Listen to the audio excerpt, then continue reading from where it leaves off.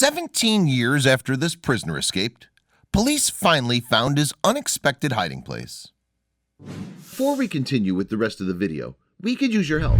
Click that like button to help spread the word about watchJojo, and also be sure to subscribe and click the notification bell so you don't miss our future video. Perhaps fugitive son Jiang hears a whir outside of his hiding spot, an unlikely sound in the secret location where he lives. Even if he doesn't notice the drone hovering overhead, it's too late. Police have found him after 17 years on the run in China, and it's hard to fathom living in the spot where they discovered Jiang.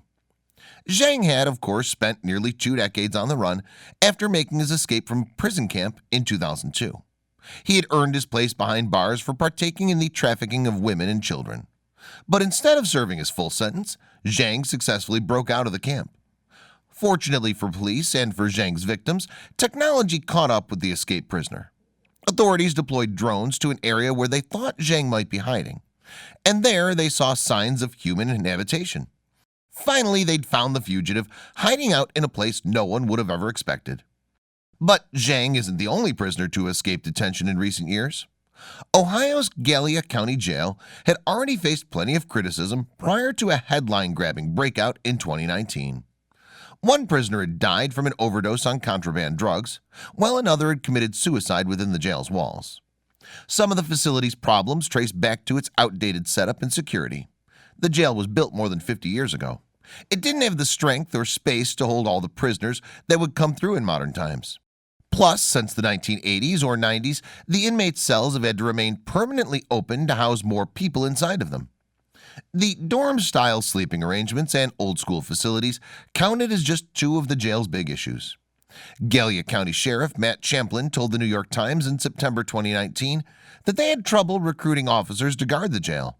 He mentioned that staff made between $11 and $15 an hour, a factor which might have contributed to the low level of interest. So all these issues made the Gallia County Jail a prime backdrop for bad behavior amongst the inmates. Some had already successfully broken out of their confines, while others had made their escape while riding in a jail transport vehicle. And then there were the 4 men who plotted their departure in the fall of 2019. Lawrence R. Lee III, Bryn K. Martin, Christopher M. Clement, and Troy R. McDaniel had found themselves behind bars after committing a slew of serious offenses. Among the charges against the group were drug possession, domestic violence, burglary, assault, menacing, and unlawful restraint. But rather than facing their sentences, the men came up with another plan. From behind bars, Lee, Martin, Clement, and McDaniel fashioned a homemade weapon, and with it, the quartet of criminals overpowered the 2 female correctional officers on duty on a Sunday just after midnight. Without guards in their way, all the inmates had to do was force through a security door to break out of the jail and into the outside world. As it turned out, one of the fleeing inmates had a good idea on how to make such an escape. Martin had broken out of Gallia County Jail previously. His knowledge must have helped him, Clement, McDaniel, and Lee make their getaway. After breaking out of the jail itself, though, there were a few more steps that had to be taken. The quartet of inmates then entered the jail's administrative wing and stole a corrections officer's car keys. They subsequently drove the cop's vehicle 1 block away from the jail and got into another car that was waiting for them. As such, police believed that someone on the outside had helped formulate the escape plan. Once in the getaway car, Martin, Clement, McDaniel, and Lee drove from Ohio to Pennsylvania, where they ditched their vehicle. Authorities closed down a Pittsburgh area mall when they thought an escapee might be in the area, but the inmates would avoid detection and capture in the Keystone State. Instead, police in a state far away would recognize Clement, Martin, Lee, and McDaniel. Nearly 400 miles southeast of Gallia County Jail, the North Carolina Highway Patrol learned that the men might be in their state. More specifically, they'd been spotted near a Red Roof Inn hotel in Cary. So Cary's police force responded accordingly and made their way to the Red Roof Inn, where the inmates might have been spotted. Once there, they found Martin, McDaniel, Clement, and Lee. But they arrested only 3 of them. Lee managed to elude capture once again, triggering a manhunt for the escaped criminal. Luckily, Lee didn't make it far. Authorities in nearby Durham, North Carolina, took him into custody. In a Facebook post, Champlin took time to thank those responsible for locating the escaped inmates, the North Carolina authorities. He wrote in September 2019, I would like to thank the hard-working law enforcement professionals who have tirelessly dedicated themselves to providing an end to the search for these escapees. Elsewhere, some fugitives take police on an international hunt to find them. Araz Akrashevsky received an 18-year prison sentence in Israel in 1998 for the attempted murder of a father and son.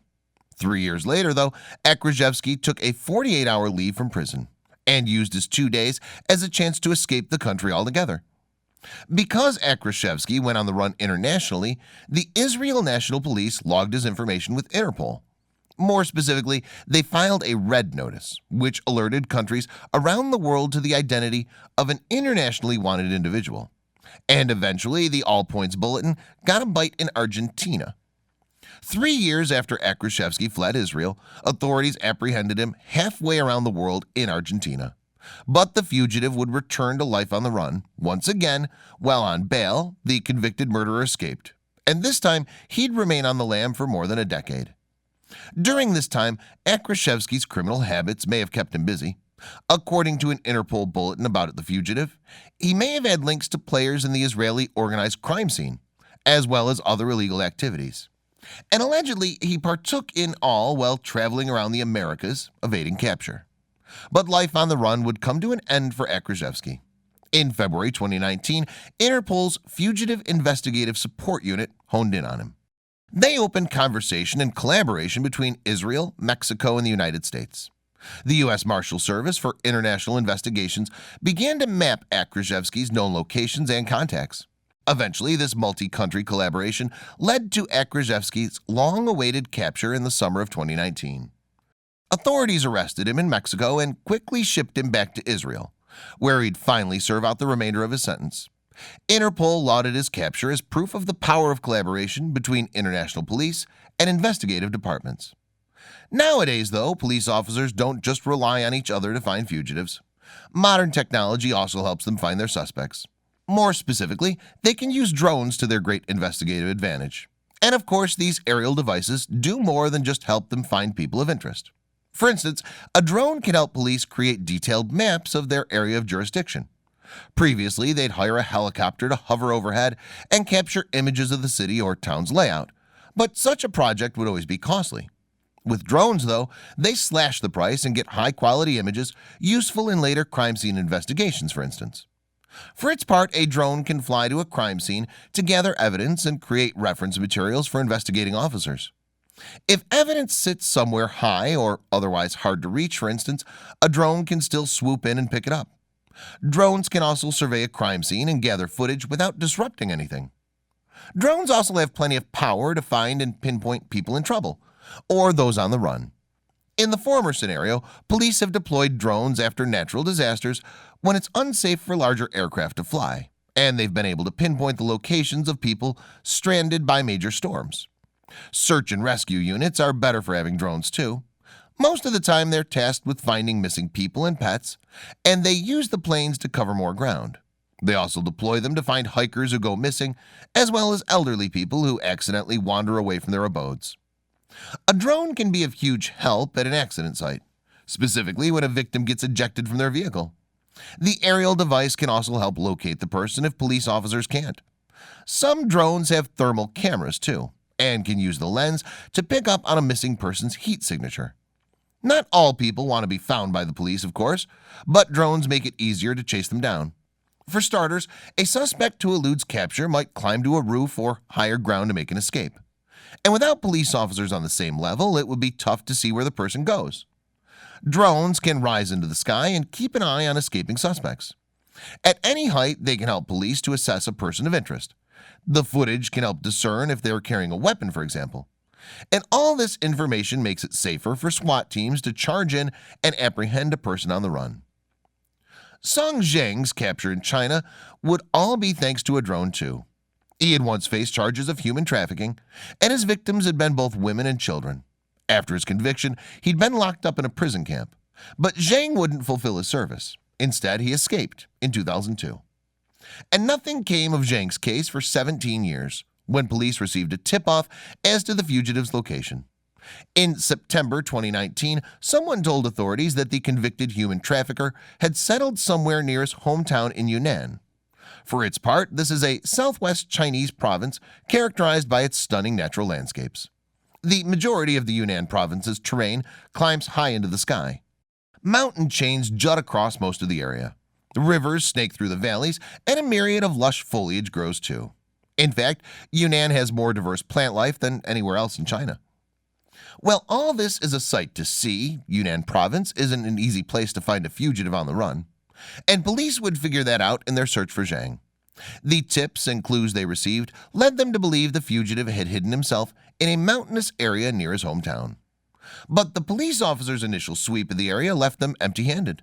They didn't have Jiang, nor did they spot any sign of him in the wilderness. Luckily, authorities heard about the unsuccessful search and sent the police a very helpful tool to help them in their search. Drones could make the search throughout Yunnan province's mountains a whole lot simpler. So authorities sent them over to the local police. And once deployed, the aerial devices soon made themselves very useful. In the midst of the unforgiving terrain, the drones captured images that suggested a person may be living nearby. For one thing, the drones revealed a large blue steel tile atop a steep cliff. The man-made material appeared to serve as some sort of a roof. Aerial device also captured footage of what appeared to be household garbage. Indeed, this was another sign of life amid what police had once described, according to NBC News, as complex terrain and dense vegetation. With that, police knew where to focus their search for Jiang. They arrived at the location of the blue tile to find a cave, and guarding the entry to the rocky shelter was, police said, an unkempt old man. And they knew exactly who the disheveled figure was: the prison camp escapee, Jiang. And his time on the run had certainly changed Jiang. The officers who found him revealed that he couldn't communicate well, having lived in seclusion and on his own for so long.